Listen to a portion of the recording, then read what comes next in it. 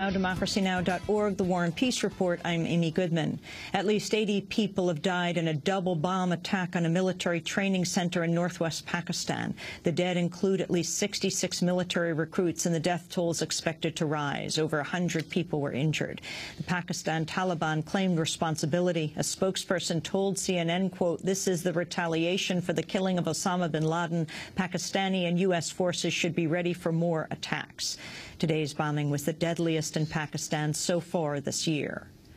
Japanese authorities admitted Thursday one of the reactors at the crippled Fukushima Daiichi nuclear plant suffered a partial meltdown of its core. The disclosure by the Tokyo Electric Power Company is the latest indication the nuclear disaster is worse than previously disclosed. A TEPCO official said radioactive water had leaked from the reactor, exposing fuel rods and triggering their meltdown.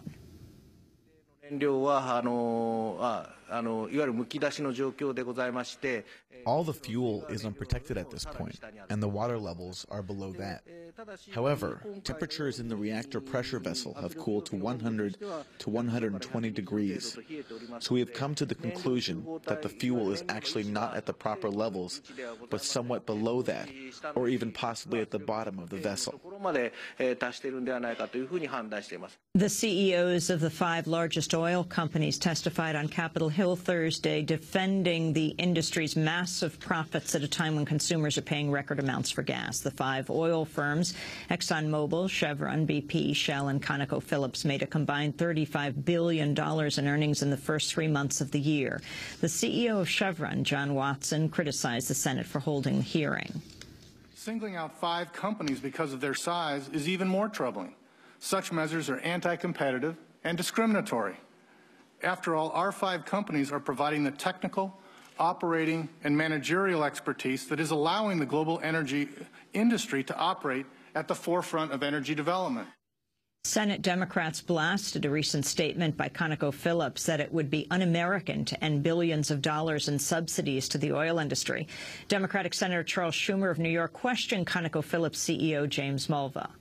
We have to get the deficit to a certain level, and we have choices. So I want to ask you, sitting in our shoes, just about your priorities. So my first question is to Mr. Mulva, and I'm asking you for a reason. Do you think that your subsidy is more important than the financial aid we give to students to go to college? Could you answer that, yes or no? Well, that's a very difficult question for me. 2 totally different questions. But we have to weigh those 2 things, Mr. Mulva. We have to weigh it because we have to get the deficit down to a certain level. So which would be, if you had a choice of one or the other as an American citizen, which would you choose? Well, Senator, that's a choice that legislatively you're going to have to be making. For our company, what we are tasked with is to provide energy in an affordable way for the American public. So you would choose the oil subsidy over aid to students. That's what you're telling me. In other oil news, the Obama administration's approved a plan by Shell for new deepwater oil and gas exploration in the Gulf of Mexico.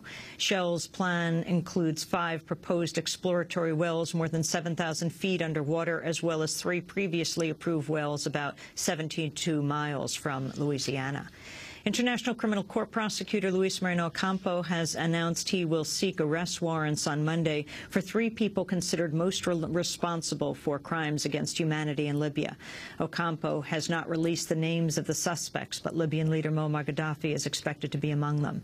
Meanwhile, the New York Times reports President Obama and his legal advisors are deliberating about how the U.S. military may lawfully continue participating in NATO's bombing campaign in Libya. Under the War Powers Resolution of 1973, a president must terminate any military operation not authorized by Congress after 60 days. That deadline is next week. One option being considered is for the military to temporarily halt all of its efforts in Libya. Some lawyers make the case that after a complete pause, the United States could rejoin the mission with a new 60-day clock.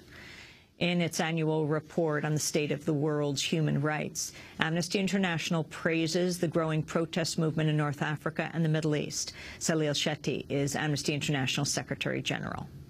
I think there's no question that what's happened is unprecedented, and we haven't seen anything like this after the fall of the Berlin Wall, and in places like Egypt and Tunisia, which you would never have expected, some of the most brutal dictators.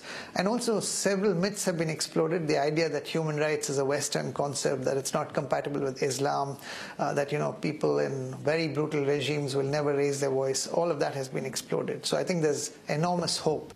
Amnesty's Salil Shetty warned repressive governments are threatening the pro-democracy movements. While the people of Tunisia inspired the people of Egypt, it's also true that some of the governments like Libya who cracked down on their people have inspired other governments like Yemen and Syria. So, which is why the report says we are at a knife edge. A lot depends on how things pan out over the coming months, and the role of the international community and Western powers, who we hope have also learned some lessons that you can't just be opportunistic and prop up dictators.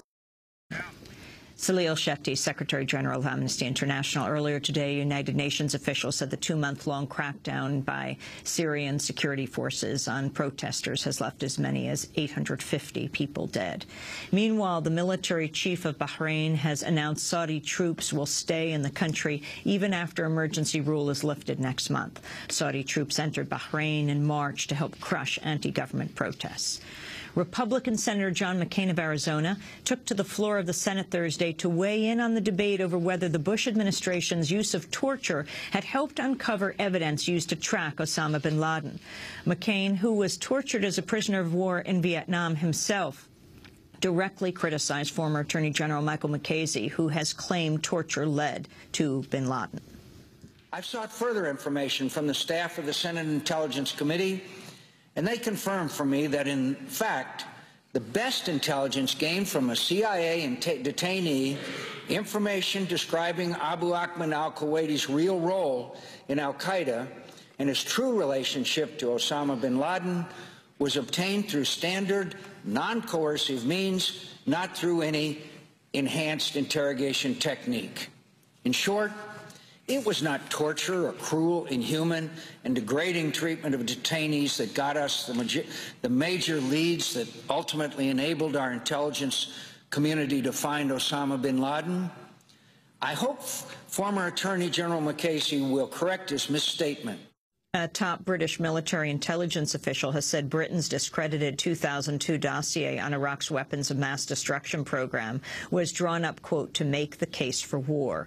According to the Guardian newspaper, Major General Michael Laurie has testified, saying, quote, we knew at the time that the purpose of the dossier was precisely to make a case for war rather than setting out the available intelligence. Laurie's testimony directly contradicts statements by former British Prime Minister Tony Blair and other officials.